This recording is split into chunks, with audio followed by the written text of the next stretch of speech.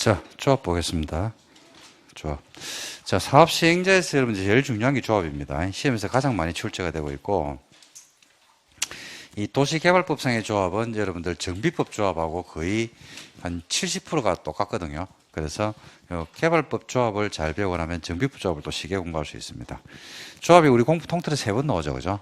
개발법에서 한번 나오고, 정비법, 재개발, 재건축에서 한번 나오고, 주택법에 가면 지역 직장 조합에서 나오고, 그죠? 그래서 조합은 셋 다가 출제가 이루어진다. 이렇게 이제 보시면 되겠습니다. 자, 바로 들어갈게요. 자, 조합을 설립할 때는 인가 받습니다, 여러분. 자, 읽어드릴게요. 조합을 설립할 때는 누구한테? 몇 명 모여가지고? 7명. 7명입니다. 도시개발법에서는 몇 명? 7명. 정비법 몇 명 모이나요? 5명. 개발법은 7명. 왜 7명인지 말씀드렸죠? 그죠? 얘기 안 했나? 개발법이니까 7명. 그죠? 대통령 영의정한 사항을 포함해서 정관을 작성해서 누구한테 인가받습니까? 지정권자 인가출자. 누구한테 인가받는다고요? 지정권자.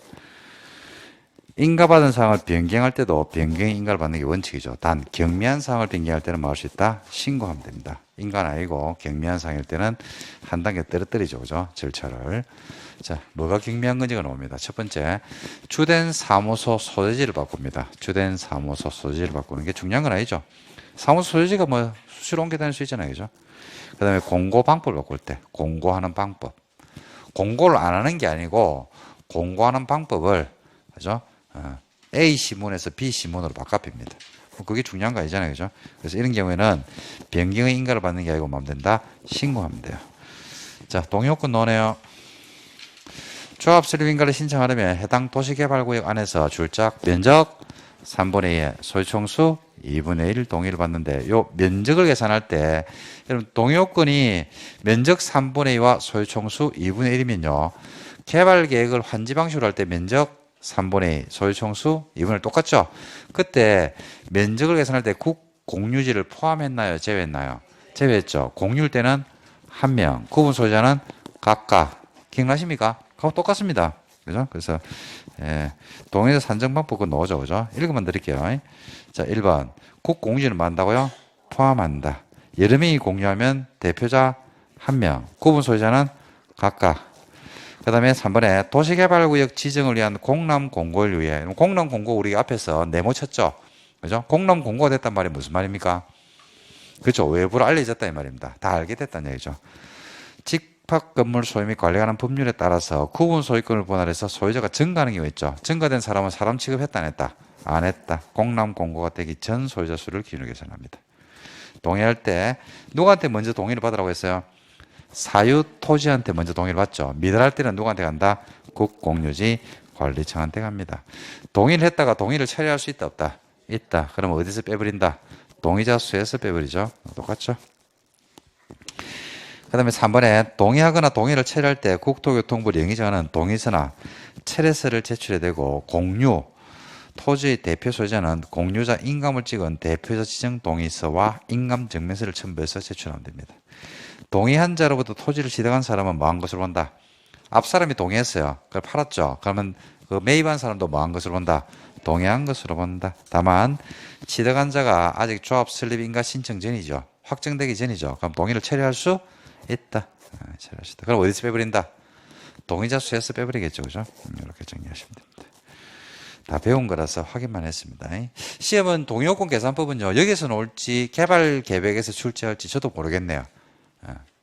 그래서 한 군데는 아마 출제가 이루어집니다. 자, 등기 들어갑니다. 조합은 법인으로 합니다. 공법상 비영리 사단법인 성질을 가진다. 공법상의 법인입니다, 여러분. 공법. 그 3번을 보실래요? 203페이지에 네 번째 줄에 법 주종안 보실래요? 조합에 대해서 이 법, 개발법에 규정된 것 말고는 민법에 있는 무슨 법을 준용한다? 사단법인 규정을 준용하죠. 민법에 있는 무슨 법요? 사단법인. 그래서 이걸 1번하고 3번을 섞어가지고 문제를 던져놓으면 실수를 좀 많이 합니다. 어떻게 되냐면 이렇게 한번 내볼게요. 제가. 도시개발법상 조합에 대해서는 도시개발법에 규정된 것 말고는 민법에 있는 사단법인 규정을 준용한다. 그러므로 도시개발법상의 조합은 사법상 비영리 사단법인이다. OX. X. 그죠? 민법 규정을 준용한다고 해서 법적 성격이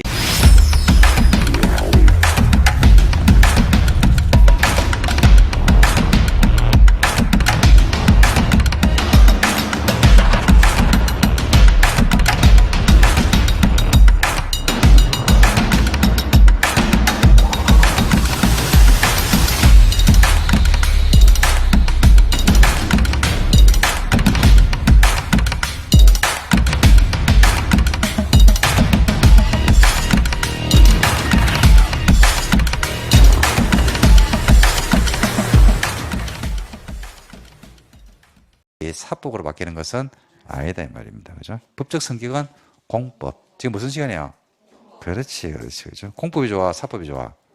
그렇지. 자, 사회생활 잘하시네. 여러분 3차는 돼 있네요. 3차. 3차는 돼 있네. 3차. 아니 시험이 1차가 있고 2차가 있고 3차가 있잖아요. 1차는 민법 개론, 2차는 공법, 법령, 공시, 세법. 3차는 개업. 제일 중요한 게 1차입니까? 2차입니까? 3차입니까? 3차가 제일 중요하죠. 3차. 그 여러분들 지금 민법이 좋나, 공법이 좋나, 사법이 좋나 이러니까 여러분들이, 그죠? 3차가 돼 있으니까 공법 이래 얘기하잖아. 또 민법 시간에 물어보죠. 그럼 뭐라고 얘기해야 되고, 민법 이래 얘기해야 되고, 그죠? 사회생활을 잘한다. 눈치가 빠르네. 자, 성립시기 보겠습니다. 성립시기. 지금 무슨 말 하는지 모르는 분들 많아요, 지금. 보니까 지금. 무슨 말 하는지 못 알아듣는다. 성립시기 보겠습니다. 성립시기. 조합 설립인가가 있으면 땅의 조합을 대표하는 자는 혼자 좋아하네. 설립인가한 날로부터 30일 안에 등기함으로써 만다 성립한다. 성립한단 말이 무슨 말이에요? 어? 성립한다. 사람이 된다. 성립한다가 사람이 된다. 사람이 된단 말이 무슨 말이에요? 그렇지. 권리 능력을 취득한다 이 말이죠. 자연인은 언제 사람이 돼요? 그렇죠. 태어났을 때 출생. 엄마로부터 조금만 노출되면 돼요. 일부 노출설이 동설과 판례입니다. 일부 노출설이 동설 판례라고. 형법에서 사람으로 보는 시기하고 민법에서 사람 보는 시기가 다르거든요. 형법은 언제부터 사람으로 보냐면요. 진통설이에요. 진통설. 아야 이라잖아요. 그때부터 사람이에요. 형법에서는. 민법에서는 언제 사람으로 보냐면 노출돼요. 노출. 일부 노출. 왜 그러냐 이럴 때 궁금합니까? 표정이 안 궁금한데 좀 적극적으로 궁금한 표정을 지으면 내가 한번 설명을 해줄 용의가 있는데 엄청? 눈빛이 아닌데 자 왜 그러냐 했을 때 설명해볼게요. 시험하고는 상관없습니다. 오랜만에 가볍게 한번 들어보세요. 진통을 하죠, 그죠? 그러면 일부가 노출되거든요. 그리고 완전 노출돼요. 형법에서는 진통하면 형법에서는 이때 사람이에요. 민법에서는 일부가 노출되면 이때 사람으로 봐요. 즉 권리 능력을 취득한다 이 말입니다. 차이가 있죠, 그죠? 왜 차이가 있냐면 진통을 했거든요. 근데 아직 노출이 안 된 상태에서 사망하는 경우가 있다니까요. 아니면 의료과실로 사망하는 경우가 있고, 또 때로는 그냥 고의로 사망하는 경우가 있죠. 그러니까 형법에서는 진통했죠. 사람이죠. 그죠? 사망했잖아. 그죠? 고의로, 과실로 만약에 죽죠. 그죠? 그러면 과실치사가 돼요. 고의로 죽이면 살인이에요. 살인. 이때를 사람으로 보잖아. 만약에 민법도 일부 노출이고 형법도 일부 노출이라. 그럼 이때 사망하면 낙태예요. 낙태. 그리고 과실로 죽으면 과실낙태예요. 과실낙태는 무죄예요. 무죄. 과실낙태는 처벌하지 않거든요. 그러니까 이게 이것 때문에 차이가 나는 겁니다. 사망 시기를 언제로 보냐에 따라서, 그죠? 출생 시기를 언제로 보냐, 사람이 언제 되느냐에 따라서 죄명이 완전히 달라집니다. 그러니까 형법은 좀 빨리 당겨놨죠. 이것이 차이가 나는 겁니다. 민법은 그런데 일부 노출됐을 때 권리 능력을 취득하는 겁니다. 자, 그래서 등기해야 사람 됩니다. 법인은 언제 사람이 되고요? 등기. 그 다음에 조합원의 권리 의무가 논해 의결권이 뭐 하는 게 원칙이더라? 평등한 게 원칙이죠. 여기 평등의 원칙입니다. 줄자. 다만 다른 조합원으로부터 해당 도시개발구역에 원래 지가 가지고 있는 의결권하고는 다시 할게요. 다만 다른 조합원으로부터 해당 도시개발구역에 을이 가지고 있는 소유권을 이전받은 조합원, 과번, 정관이 정하는 바에 따라서 원래 지가 가지고 있는 의결권하고는 별도로 소유권을 이전한 을의 의결권을 승계할 수도 있다, 없다? 있다. 원래 이제 의결권은 평등한데 다른 사람 걸 양수하면 2표를 가지는 경우도 있습니다. 공유에는 의결권 몇 장 주나요? 1명. 구분 소유자는 의결권 몇 장 준다? 구분 소유자별로 의결권을 주죠. 근데 다만 도시개발구역 지정에 따른 공람 공고일 이후에 구분 소유권을 분할해서 구분 소유권을 취득하면 사람 취급한다고 해서 안 한다고 했어요? 안 하죠. 의결권 준다, 안 준다? 안 준다. 그 다음에 동그라미 이번에 소규모 토지라는 이유로 차별하면 안 된다. 차별하면 안 되는 건 당연한 거 아닙니까? 그죠? 왜 이런 조문을 뒀을까요? 법조문에. 차별했겠지, 뭐. 차별했겠지. 그러니까 이제 조합 총회해가지고 1제곱미터도 몇 표? 한 표. 10만 제곱미터도 한 표죠. 그래서 자, 찬성합니까? 라고 하니까 10만 제곱미터가 찬성이랬는 거야. 1제곱미터가 반대 이랬는 거야. 그러니까 10만 제곱미터가 째려보는 거예요. 그러지 마라. 째려보지 마라, 이 말입니다. 얼굴이 똑같기 때문에. 소규모 토지라는 이유로 차별하지 마라, 이 말입니다.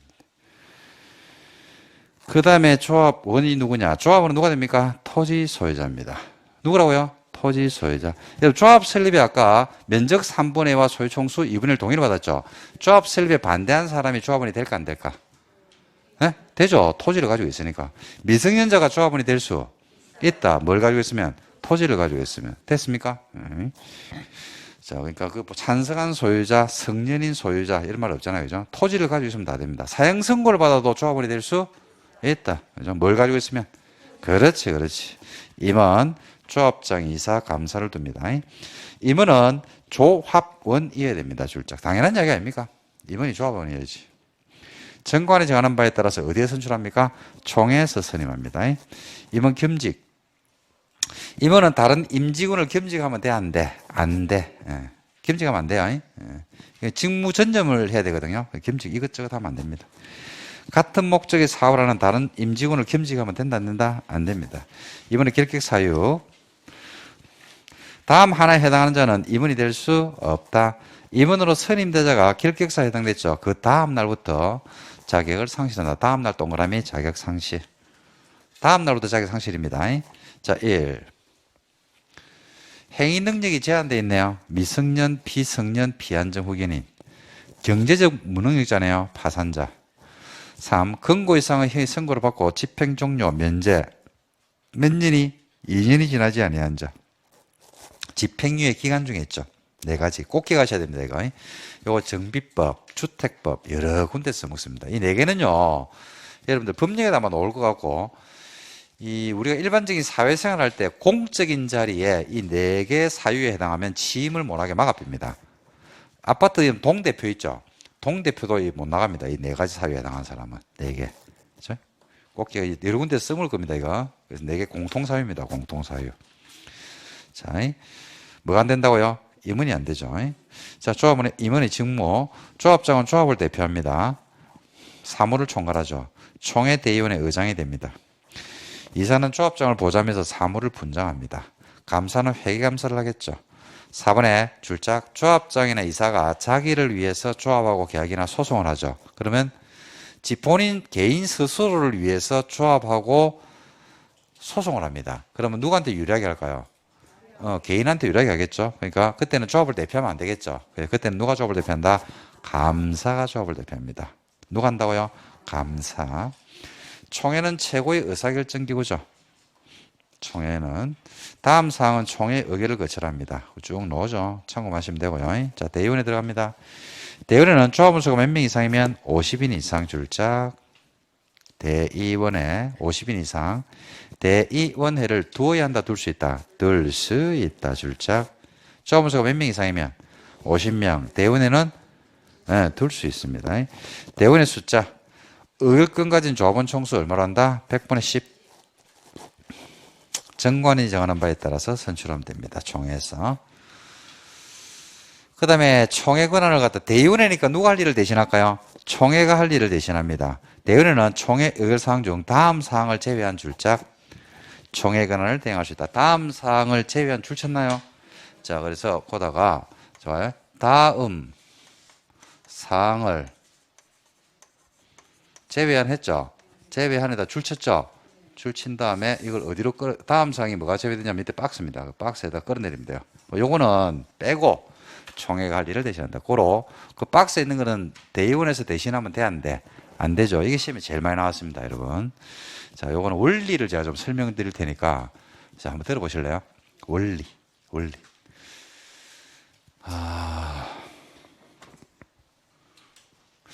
여러분, 국가 의사를 누가 결정합니까? 응? 주권자는 국민들이 결정하죠. 근데 우리 국민들이 매번 모여가지고 국가 의사를 결정할 수가 없죠. 그죠? 우리가 뭐 공부도 해야 되고, 그죠? 여러 가지 할 일이 많단 말입니다. 그래서 국민들이 위임을 합니다. 위임을. 행정권은 누구한테 위임하냐면 대통령에게. 입법권은 누구한테 위임하냐면 국회에다가. 지방사무는요. 지방사무는 그죠? 서울시장, 안양시장 내지는 조례를 만드는 거는 입법권, 조례를 만드는 권한은 서울시의회, 안양시의회, 경기도의회에다가 위임을 합니다. 일정 기간만 위임했다가 다시 뺏어오죠. 그죠? 그래서 그러고 나서 이제 재위임할지 안 할지 이렇게 이제 결정을 하거든요. 위임을 하게 되어 있습니다. 그래서 국가사는 국민이 결정하는데 국민들이 일부 사항에 대해서 대통령이라든지 국회라든지 뭐 등등에다가 위임을 하더라 이렇게 되어 있습니다. 이게 이제 민주주의 일반 구조입니다. 그런데 역사적으로 놓고 보니까요. 위임을 하는데 국민들이 위임을 옛날에 했어요. 옛날에. 아주 옛날에 위임을 했는데 위임을 하니까 수임자들이 개판을 치더라고 이거. 이게 민주주의는 굉장히 간단한 원리거든요. 위임을 했으면 수임받은 범위 안에서 권한을 행사하면 돼요. 예를 들어서 여러분들도 이제 위임을 하는 경우에 오늘 학원에 와야 되는데 뭘 사야 돼. 그래서 뭐 누가 어디 마트에 간대요. 그래서 뭐라고 했냐면 뭐 현금을 주면서 내지는 카드를 주면서 그죠? 신라면 사오라고 했거든요. 좀 부탁한다니까 이랬어요. 근데 갔더만 신라면 블랙을 사온 거야. 그냥 신라면이고 아니면 안성탕면을 사온 거야. 그 위임받은 범위를 벗어나 버렸잖아요. 그러면 안 되잖아. 그 위임은 수임받은 범위 안에서 행사하면 돼요. 그러니까 민주주의는 굉장히 간단합니다. 근데 우리가 이제 분노하고 막 그런 이유들 역사적으로 여러 사건들이 있잖아요. 그죠? 그게 뭐냐면 위임 범위를 벗어나서 권한을 마더라 남용하더라는 이야기죠. 그래서 위임을 안 하는 게 있어요. 옛날에 위임했는데 이게 안 되겠더라 해가지고 위임을 안 하는 게 있는데 이게 바로 뭐냐면 첫 번째가 바로 뭐냐면 헌법입니다. 헌법 개정입니다. 헌법 개정. 헌법 개정은요 국민 투표로 확정합니다. 헌법 개정. 그다음 두 번째는 반장 선거는 우리가 꼭 해야 돼요. 반장 선거. 옛날에 반장 선거를 국회에서 한 적이 있거든요. 대통령 선거를. 그리고 또 간접 선거를 해가지고 통일주체 국민의 대의원 뭐 이래가지고 뭐 한 적도 있고 막 그랬습니다. 그래 놓고 나니까 부작용이 많더라. 그래서 뺏어왔죠. 누가 한다? 우리 국민들이 직접 합니다. 아니 이 헌법에 나와 있어요. 우리나라 대한민국 헌법에 세 가지가 국민들이 직접 결정한다라고 딱 명식으로 못을 박아놓고 있습니다. 그 다음에 세 번째가 뭐냐면 국가 중요 정책에 대한 국민 투표권이다라고 있어요. 이 세 가지가 우리 대한민국 헌법에 요거는 위임하지 말고 국민들이 직접 행사하세요. 국민 투표로 확정하세요라고 딱 못을 박아놓고 있는 게 여기 세 가지입니다. 세 개. 중요 정책에 대한 국민 투표권은 우리가 행사한 적이 없습니다. 한번도. 역사적으로 한 적은 없는데 시도는 몇 번 했거든요. 근데 실제로 한 적은 없어요. 근데 중요 정책에 대한 국민 투표권은 반장 선거는 이제 여러분들 아시는 대통령 선거라든지 지자체장 선거를 말하고 헌법 개정은 여러분들 아실 거고 중요 정책에 대한 국민 투표권을 행사한 적은 없는데 한번 행사는 하겠죠. 그죠? 여러분 생각할 때 언제쯤 되면 국가 중요 정책에 대해서 국민 투표권 여러분한테 우리 국민들한테 의견을 한번 물어볼까요?